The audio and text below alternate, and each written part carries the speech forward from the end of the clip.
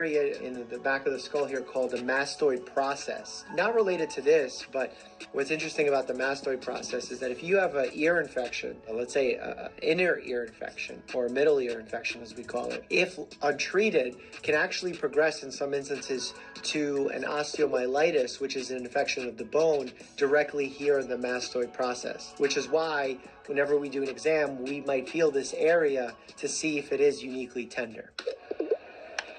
Ground ball right side. Chris Johnson's got it. Oh, no. Jason Grilli is down. Oh, my God. That's the problem with a lot of these shoes. Whenever you're trying to change direction, they can get stuck in the ground. He was hurting all the way over there. Interesting. I wonder, there was no misstep. He was hurting all Was it a the way stress over fracture that his foot looks pretty loose there. Atlanta Braves closer Jason Grilli suffered a torn Achilles while running to cover first base during the 9th inning against the Colorado Rockies. The issue with not having an intact Achilles is you have no control of your foot, so your foot's essentially dropped. When a patient comes in and if we want to see if the Achilles tendon is intact, you essentially squeeze the calf. And when you squeeze the calf, you should see the foot flex. And if you're not seeing that flexion and the foot moving from squeezing the calf muscle, that's considered a positive Thompson test. You would suspect that there is a tear, either a full tear or partial tear of the Achilles tendon. Look in, get my sign. Oh, one-handed pitcher? In front of my body, I wanted to hide my grip. Worried about the third base coach, worried about the first base coach. Oh, because he was worried about the coaches tipping off the player. Set. Eyes still on the target.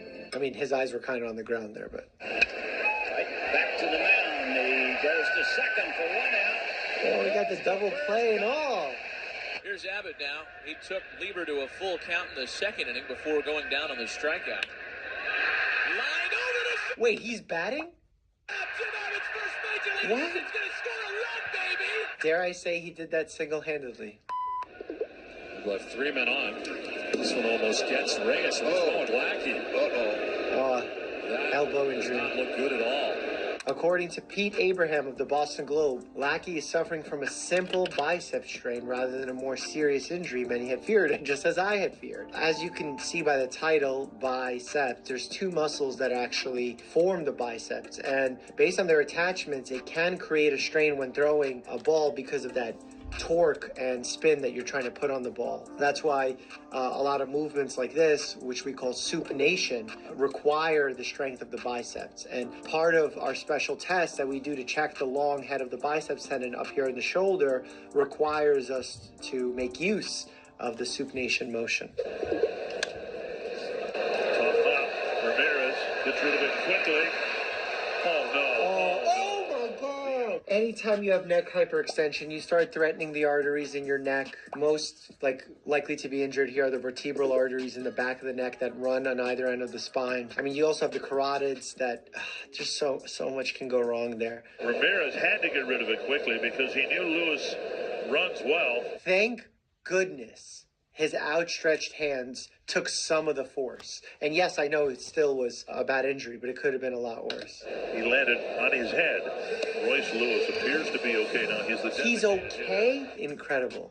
I mean, the momentum must have carried him perfectly, but there had to have been some kind of strain on the anterior scalenes. At least the sternocleidomastoid, a muscle that attaches from the sternum, clavicle, mastoid process right here. It's the muscle that attaches here. So imagine if it pulls on it, that's the kind of motion that it does. Off the end of the bat into short center field. Short pop fly. Jackson going out. Oh my God. And the ball is dropped. Throw into second, and they still got the runner. Wow. But Damon and Jackson. You got to call it. Tommy. Oh, they ran head first.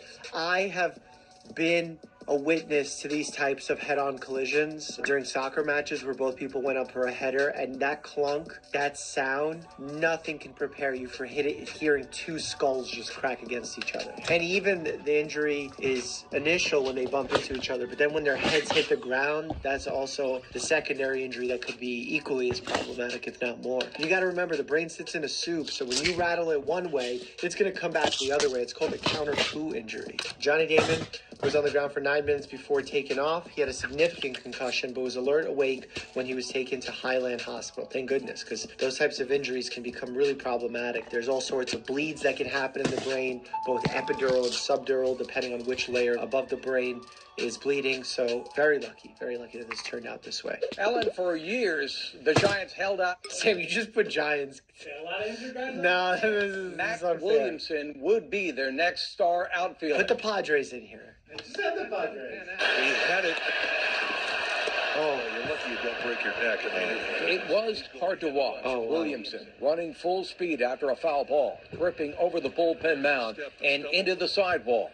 He suffered a concussion, and he says the effects of that head injury still linger. You know, concussions effect can last a really long time depending on the severity of the concussion, your genetic predisposition, how soon you have another concussion or an injury to the head. This is why we really try to discourage athletes from returning to sport too soon. The way we judge between an appropriate time or too soon is based on symptomatology, how they're feeling, how they're performing. So if you're back to normal, not having symptoms, that's a good sign that you're good to return. But a lot of athletes will sometimes hide those symptoms in order to return sooner, putting themselves at risk for a more serious injury down the line.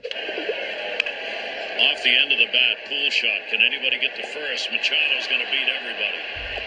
Beckham went over to get it. Machado fell down. Did he turn to second? They're going to tag him, but he's hurt. Oh, my gosh. Remember, through mechanism of injury, we can oftentimes see and predict what the injury is. Based on where the force is coming from, where the body weight is going, we can see which ligament or muscle or bone is affected. Could be a terrible triad type.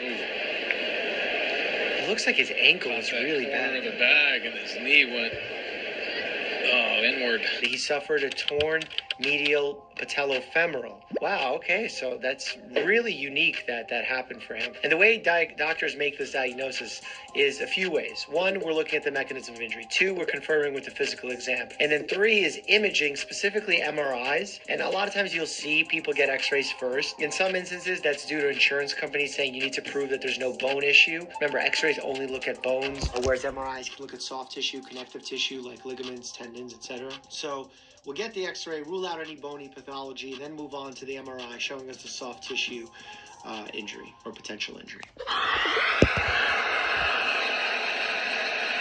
This is a celebration, so I don't know how this is going to go wrong. What is happening?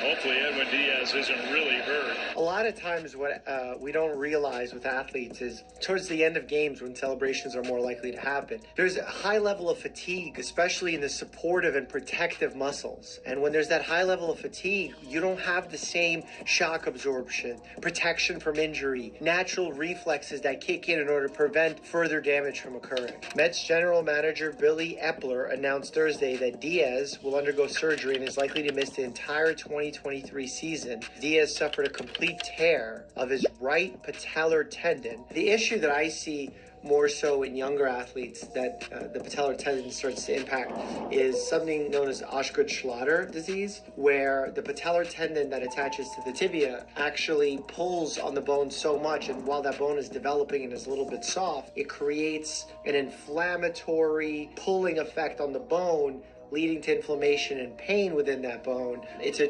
condition of adolescence, but I've seen it continue into early 20s for some of my patients, especially ones that are more likely to be physically active. Here's the set.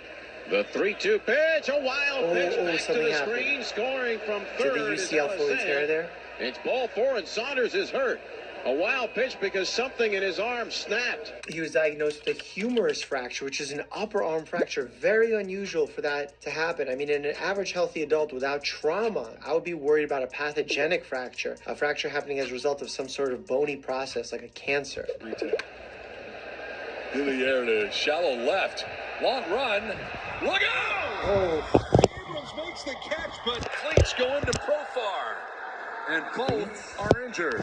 Jurickson getting looked at his jaw. Oh, God, knee to jaw. And the knee is such a strong bone. The knee is actually not a bone. It's the femur meeting the tibia, sitting with the patella on top of it. The San Diego Padres announced that outfielder Jurickson Profar has been diagnosed with a concussion and a cervical neck strain after colliding with a teammate. Cervical neck strain is just the musculature of the cervical spine, which is the top portion of the vertebral column. Remember, the vertebral column is made up of the cervical spine, the thoracic spine, the mid-spine, the lumbar spine, the lower spine, the sacrum, the really lower spine, and then the final coccyx, which is the tailbone. We used to have vestigial tails, but we outgrew those.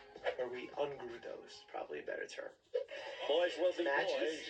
A hot foot has been scheduled. Is that a We shall await further firecracker? developments. For Scott Van Slyke, well, Adrian certainly set it on fire. Something smells wrong in here. What is it that smells?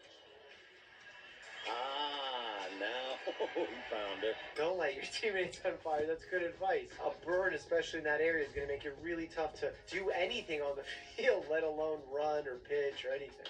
Sullivan